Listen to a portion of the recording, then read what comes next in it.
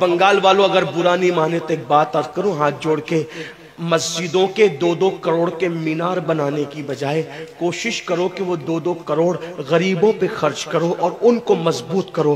اگر ہماری قوم 10 سال میں مضبوط ہو گئی تو 2 نہیں بلکہ 10 کروڑ کے مینار ہم بنا سکیں گے۔ اس لیے میری گزارش ہے جلسوں کے خرچے بھی کم کرو، شادیوں کے خرچے بھی کم کرو، اور سب خرچے کم کر کے اپنی قوم کو مضبوط کرو۔ حضور علیہ السلام اسی لیے تشریف لائے تھے، تو دیندار بنو، مالدار بنو، اور نمبر 3 ایجوکیشن پہ بہت محنت کرو۔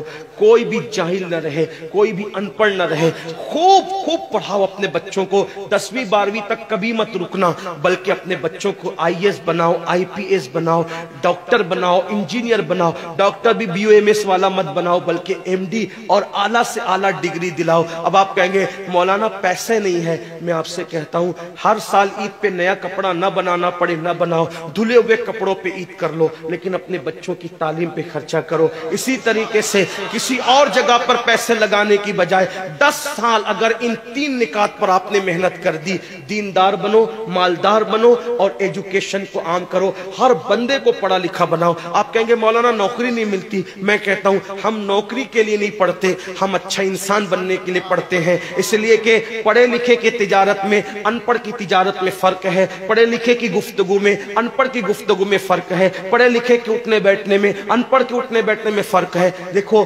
آپ یہ نہیں کہتا ہوں کہ آپ سب ان پڑھو، لیکن ایک بات آپ سے کہتا ہوں، محفل میں پڑھے لکھوں کا انداز اور ہوتا ہے، ان پڑھ لوگوں کا انداز اور ہوتا ہے۔ کھانے میں، پینے میں، اٹھنے میں، بیٹھنے میں تعلیم کو عام کرو، دنیا بھی پڑھاؤ، آخرت بھی پڑھاؤ۔ اپنے بچوں کو اتنا علم دو کہ وہ مسلمان رہے، سچے مسلمان رہے، اور اپنی بچیوں کو بھی اتنا علم دو سچی پکی مسلمان رہے، اور اسکول، کالج، یونیورسٹی میں اعلیٰ سے اعلیٰ تعلیم دلاؤ۔ اور یاد رکھنا غربت کا بہانہ مت بناؤ۔ بیٹیا کی شادی ہوتی ہے تو لاکھوں روپے کہاں سے آتے ہیں، اور آپ سے کہتا ہوں 8 گھنٹے محنت کرنے کی بجائے 16 گھنٹے محنت کرو، محنت میں پیچھے مت ہٹو، اپنے بچوں کو پڑھاؤ۔ صرف 10-12 سال ہندوستان کے تمام مسلمان محنت کر کے اپنے بچوں پہ محنت کر لیں، کوشش کر لیں، کاوش کر لیں، تو دیکھنا نقشہ بدل جائے گا۔ یہ بھی آپ سے کہتا ہوں، ایک بات کہتا ہوں، منع نہیں کر رہا ہوں، اگر مجھ سے غلطی ہو تو میرے علماء اصلاح کریں گے، آپ میری ذات کو دیکھ کے قبول نہیں کرنا۔ باپ کے چہلم پر 40 دیگ پکانے کی بجائے 1 دیگ پکاؤ، ان 40 دیگوں کا خرچہ بچا کر کسی بچے کی تعلیم پر اپنے باپ کے ایصال ثواب کے لیے خرچہ کر دو۔